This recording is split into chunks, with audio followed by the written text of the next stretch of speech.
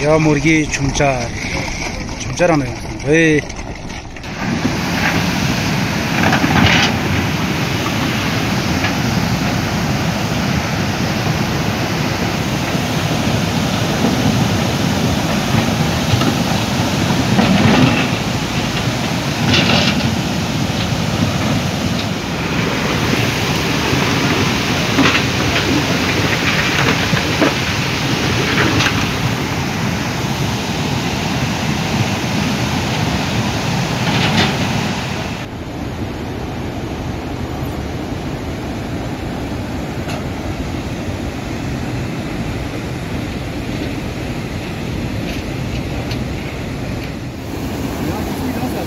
Dale.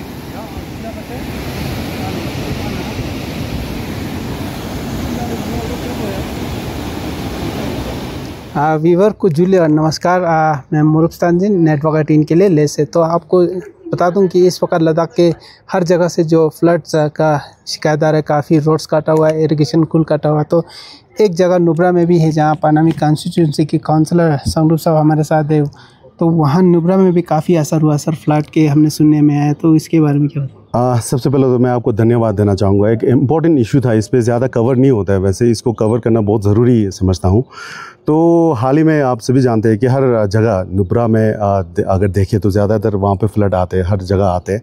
तो इस बार भी आए वहाँ पे। तो अगर मैं कहूँ वहाँ पे तो फ्लड मुर्गी नाला में आया कुछ दिन पहले, उससे पहले खिमी नाला में आया।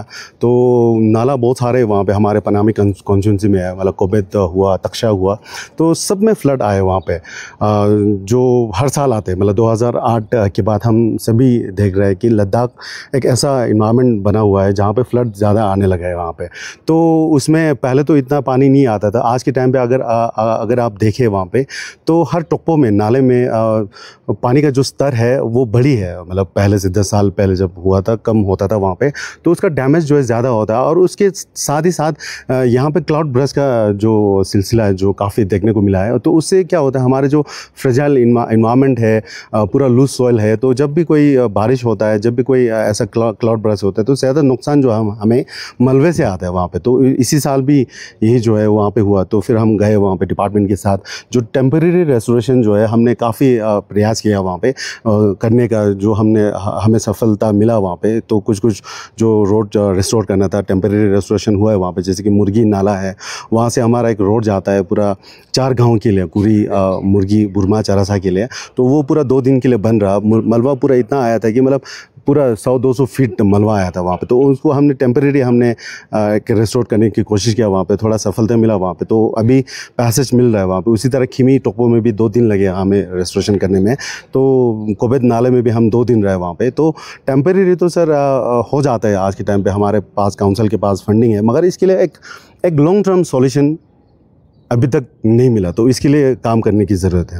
हाँ सर, तो ये जिस तरह से आपने भी बताया हर जगह एक्सपीरियंस का, तो परमानेंट सॉल्यूशन क्या लग रहा है आपको? ये तो यही हम चाहते हैं सर। काउंसिल लेवल पे तो ये पॉसिबल नहीं है, क्योंकि काउंसिल के पास इतना फंडिंग नहीं है, हम इतना रिसोर्स नहीं है यहाँ पे।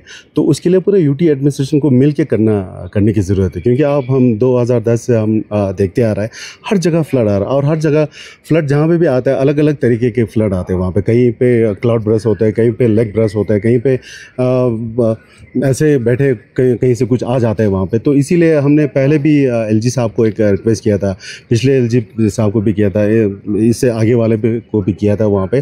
तो हमने ये कहा था कि इस पे एक कम्प्रिहेंसिव सॉल्यूशन ढूंढने की ज़रूरत है, इस पे एक्सपर्ट को हायर करने की ज़रूरत है, इस पे एक प्रॉपर कंसल्टेशन की ज़रूरत है। ऐसा नहीं कि हम एक कंसल्टेंट लाएंगे उसके बाद उसको कॉपी पेस्ट करेंगे, ऐसा नहीं हो सकता है। क्योंकि हर जगह अलग अलग फ्यूचर है वहाँ पे। जैसे कि एक टोप्पो में क्लाउड ब्रस्ट की वजह से ज़्यादा आता है वहाँ पे, एक टोप्पो में ग्लेशियर मेल्टिंग ज़्यादा होने की वजह से आता है, एक टोप्पो में नाले में लेग ब्रस्ट के होने की वजह से आता है वहाँ पे। अगर आज नुब्रा वैली में अगर जाए तो वहाँ पे सेचन रिवर इतना इंक्रीज़ हुआ है, पूरा ज़मीन के ऊपर से पानी आ रहा है वहाँ पे। तो उससे हमारे एग्रीकल्चर जितना सारा जो लैंड है वो उसको भी नुकसान आ रहा है वहाँ पे। हमारे कम्युनिटी जो कम्युनिकेशन जो है, हमारे ट्रांसपोर्टेशन, वो भी पूरा कट ऑफ हो रहा है वहाँ पे। और आज के टाइम पे टूरिज़्म है इतना, तो इसकी वजह से टूरिज़्म भी कम हो रहा है वहाँ पे। तो इसीलिए मैं निवेदन करूँगा एलजी साहब से, जो नए हमारे आए यहाँ पे, उनसे ये कहूँगा कि मतलब पूरा एक अच्छा सा मीटिंग जिस पे पूरा स्टेक होल्डर को बुला के एक कम्प्रिहेंसिव मीटिंग करने की ज़रूरत है। और एक